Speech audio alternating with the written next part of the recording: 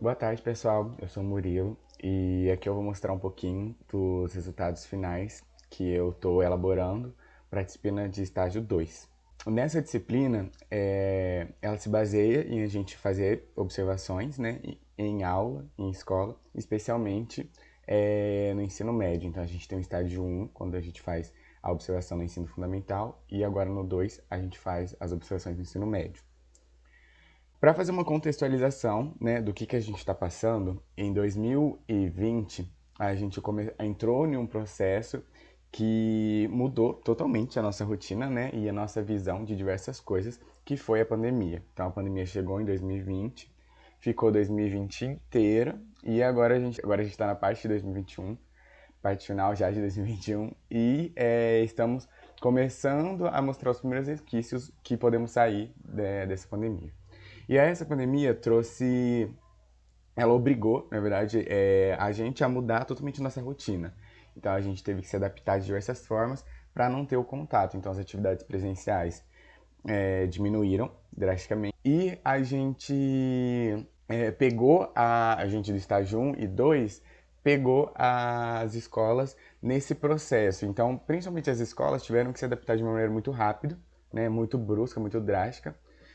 E aqui nesses resultados, no dossiê, a gente discute um pouco de como que foi isso. Um detalhe especial do estágio 2 que a gente não abordou no estágio 1, foi o início da saída, né? O início da volta às aulas presenciais, que é o que a gente está vendo agora. Então agora a gente está começando com o ensino híbrido, os alunos estão voltando para a escola, então aqui a gente vai poder discutir um pouquinho mais essa parte. O meu estágio aconteceu na escola Diva, né? E ela foi uma observação da aula do ensino médio, né, na turma de biologia, de diversas turmas do ensino médio, sobre a supervisão da Wilkilene, da professora Wilkilene, que dá a disciplina de biologia na escola. Algumas características da escola, né? A escola possui 13 salas de aulas, 6 banheiros. Ela tem uma adaptação com alunos com deficiência, então ela tem 4 banheiros para alunos PCD, 2 espaços compartilhados e, no total, 40 ambientes. Essas informações a gente tirou do PPP. Aqui a gente vai discutir algumas coisas também que estão presentes no PPP, que é um documento super interessante de ler. Bom, a Escola Estadual Diva. Eu coloquei esse mapa aqui para mostrar um pouco para vocês a relação da distância da escola com outros pontos de Cuiabá. Então, essa escola ela fica em uma região bem afastada da cidade. Quando eu e Kelvin fomos lá, ela fica assim, a gente percebeu que ela fica quase no final, assim, acho que no bairro, no quarteirão de trás da escola, já não tem mais casas. Então é um perfil da comunidade bem afastado, né? Aqui no mapa a gente consegue ver a Diva lá no cantinho de Cuiabá, a UFMT nesse canto aqui, o centro ali, então assim, é bem, bem longe mesmo, gente. E essa distância, né, reflete totalmente no perfil da escola, nos alunos que ela vai atender e como ela vai funcionar. Nós ficamos com um total de 10 turmas do ensino médio. Então a gente pegou o primeiro, segundo e terceiro A, B e C e o terceiro D, que é o pessoal da turma do EJA. Então, no total foram 10 turmas, né? Aqui eu coloquei a quantidade de alunos que estavam presentes no grupo do WhatsApp de cada turma. Então, a gente consegue ver que a média, mais ou menos, é de 35 alunos por turma. E aí, como que funcionava esse sistema de ensino? Eu quero aqui já fazer um parêntese que a escola estava funcionando em sistema híbrido. Então a escola foi dividida em 2 grupos, na qual, enquanto durante uma semana um grupo ia para a escola e o outro grupo ficava tendo aula à distância no ensino remoto. Como a UFMT ainda não estava fazendo as atividades presenciais quando a gente começou o estágio, a gente não observou as aulas presenciais. Então toda a nossa observação foi nas aulas à distância, no ensino à distância. E aí, como que funcionava essas aulas do ensino à distância? O grupo do WhatsApp ele era fechado, né, para evitar que fiquem mandando mensagens desnecessárias, aquelas correntes e etc. Então a aula começava com a abertura do grupo do WhatsApp pela professora da disciplina. Então no grupo estavam todos os professores de todas as disciplinas. Quando chegava a determinada hora de tal aula, o professor abria o grupo, né? Ele apresentava o tema da aula, passava o conteúdo suplementar, o material ali, pedia uma atividade, né? Então, por exemplo, se tinha um texto para ler e responder algumas perguntas, o professor passava isso, dava um tempo da resolução das atividades. Aí, nos últimos minutos da aula, havia o recolhimento dessas atividades, então o professor pedia para os alunos enviarem essas atividades e passar uma lista de presença. Então, aqui eu mostro um pouquinho do como que ficou a grade, né, dos horários. Então, assim, a grade estava praticamente cheia, né, com aula quase todos os dias e o dia todo. Aqui ainda não coloquei a do terceiro D, que é do pessoal do eixo, porque não consegui encaixar a turma da noite. Mas tem mais uma turma, a turma da noite, então ficou fechadinho, bonitinho. E aqui eu vou discutir um pouco alguns pontos que eu achei super interessante no PPP.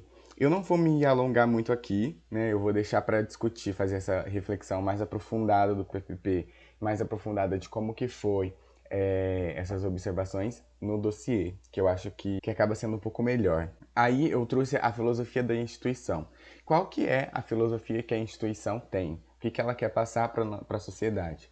Ela espera preparar os cidadãos que sejam capazes de ler, interpretar, recriar a realidade social, sendo formadores de opinião para inserir com propriedade e conhecimentos científicos no mercado de trabalho e a sujeitos proativos, atuando na transformação da realidade social imediata. É interessante que quando a gente pensa na filosofia da instituição, a gente para que preparar cidadãos que sejam capazes de ler, né, interpretar e recriar a realidade social. Quando eu estava desenvolvendo uma parte do dossiê, eu fui pesquisar um pouco sobre qual é o que é esperado que a escola passe para um aluno do ensino médio, né? No semestre passado eu tinha feito do ensino fundamental, então são visões diferentes, né? E essa escola ela abrange ensino fundamental e ensino médio.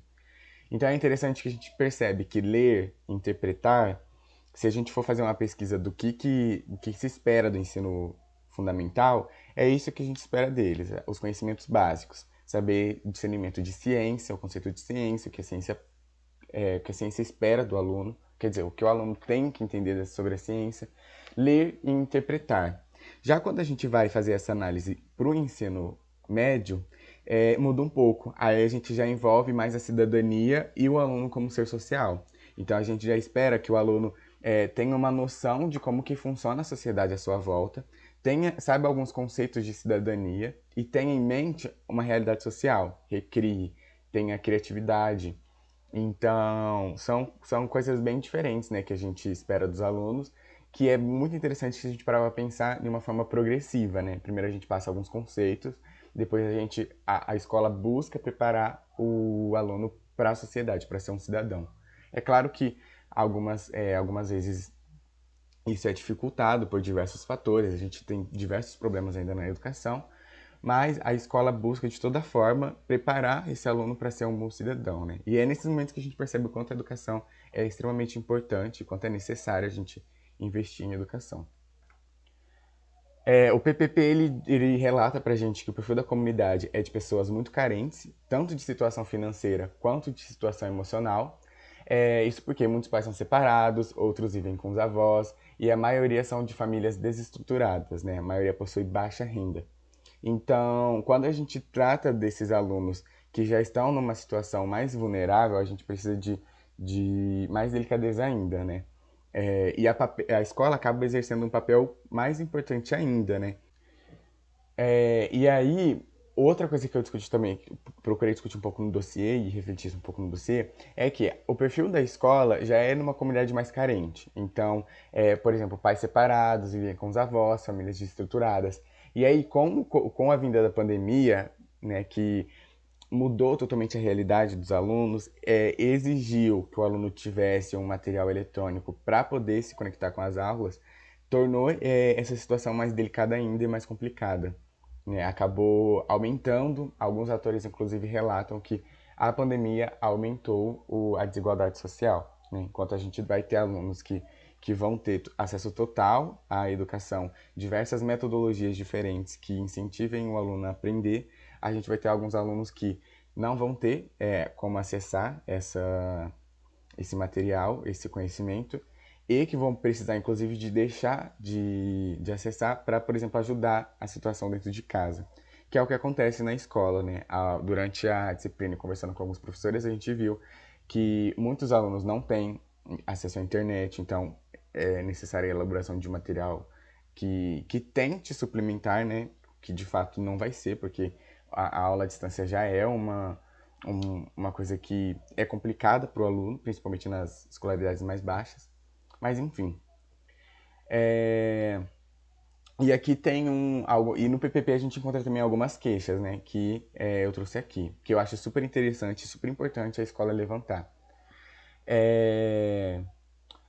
No PPP diz que alguns professores não têm domínio de sala de aula e muitos alunos não têm acompanhamento familiar nas atividades de casa. A mais, acredita-se que essa escola tivesse autonomia para a escola dos professores, seria interessante. Eu não coloquei a frase inteira aqui, porque senão ia ficar muito grande. Acabei colocando alguns pedaços. Espero que isso não fique complicado de entender. Mas o que acontece? A escola, ela faz uma crítica à falta de autonomia que tem na mesma. Né? Isso, na minha visão, uma crítica extremamente justa e válida, na qual secretarias superiores mandam e desmandam na escola. Né? Então a escola se queixa por uma melhor autonomia para a escolha de professores, diretores ou alguns outros cargos na coordenação. O que é interessante porque a comunidade escolar sabe muito bem o que acontece ali e o que a escola precisa. Então não acho nada mais justo que a comunidade escolar decidir essas informações. É o mesmo que acontece, por exemplo, no FMT. No FMT a gente segue um processo hierárquico, mas a UFMT, como a FMT, tem uma autonomia gigantesca, né? Que a gente decide quando que a gente vai parar, quando a gente vai voltar, e quem que vai representar quem e tudo mais. E é por isso que as universidades públicas funcionam tão bem, comparado a qualquer outra instituição privada. Aí aqui eu trouxe um pouco do assunto abordado, dos assuntos que foram abordados, né, durante as nossas observações. A gente passou, inclusive, das horas, eu acho. Acho que a gente fez 38 horas, eu, Letícia e o Kelvin, por causa que a gente tinha uma quantidade de turma muito grande, né? Então acabou sendo um pouco mais fácil do que no semestre passado, que a gente tinha apenas 3. A gente ficou um mês quase para completar. Então, é bem interessante, né, a gente perceber que em algumas turmas o conteúdo é passado em uma semana, em outras turmas o conteúdo é passado outra semana, justamente por aquele revezamento das turmas presencialmente. Então, aqui a gente tem biomas no mundo, fitogeografia do Brasil, genética, fisiologia humana, novamente biomas do mundo, fitogeografia mais aprofundada, sistema tegumentar, leis de Mendel, e fitogeografia, eu acho que inclusive eu acabei de dizer. E é interessante também a gente observar como que cada turma corresponde a essas atividades. Então a gente observa que tem turmas mais participativas, tem turmas com um número maior de alunos que vão às aulas, tem turmas com um número menor e por assim vai. Então as turmas são bem heterogêneas. Aí eu coloquei algumas questões pertinentes que foi retirada dos roteiros que a gente fez, cujas respostas foram respondidas pelo coordenador, pela professora. E aí são diversas perguntas que eu vou discutir com mais detalhes lá no dossiê. Aqui eu trouxe algumas, que só para a gente dar uma pincelada, uma visão mais por cima da situação, né? Então, foi perguntado pro coordenador, no semestre passado a gente perguntou pro professor também, foi super interessante. Eu acho que, inclusive, eu vou fazer uma comparação entre a visão da professora do semestre passado para esse semestre. Mas, enfim, questão número 1. A pandemia afetou a rotina da escola e da turma? Se sim, como que foi? A professora diz que sim, né? Houve aulas online no início do semestre de 2021 e no segundo semestre as aulas estão em formato híbrido. As turmas foram divididas em turma A e B e fazem aulas presenciais durante uma semana e na semana seguinte acompanham as aulas online, né? Como eu tinha dito lá no começo da metodologia. Como foi feita a adequação das aulas para esse período da pandemia? Então, a coordenação diz que houve recursos para o investimento em internet, compra de notebook para alguns professores, adequação das normas de biossegurança visando a proliferação do vírus da Covid-19 e utilização de apostilas para a continuidade dos conteúdos, além de mudança nos horários de entrada e saída dos alunos, né? Além disso, a gente quis saber se houve alguma mudança na grade das disciplinas. Ela disse que não. E a gente perguntou se a escola oferece um suporte caso os alunos com necessidade especial. E se sim, como que é esse suporte? A professora disse que os alunos recebem a apostila bimestral individualizada, né? Então é elaborado pelo professor uma apostila pensada justamente nesse aluno. E há também o acompanhamento de uma professora, que chama Jucimária, na sala de recurso. Então, os alunos também acompanham essas aulas no sistema híbrido, né? Então, quando chega a vez da sua turma ir para a escola, esses alunos também vão. E a escola também, em adição, contém auxiliares que atendem somente a esses alunos que necessitam de uma atenção especial, o que é extremamente interessante, né? Aí, até então, é isso, né? Eu encerro trazendo essa frase de Paulo Freire, que ele diz: num país como o Brasil, manter a esperança viva em si é um ato revolucionário. Então isso faz mais sentido ainda atualmente, que a gente vem enfrentando diversos problemas, diversos ataques à educação, à ciência e a tudo de bom que ainda restou no Brasil, né? Então a gente tem que se manter firme e continuar com os atos revolucionários, né? Que é manter a esperança viva. Então é isso, pessoal. Muito obrigado. Beijinhos.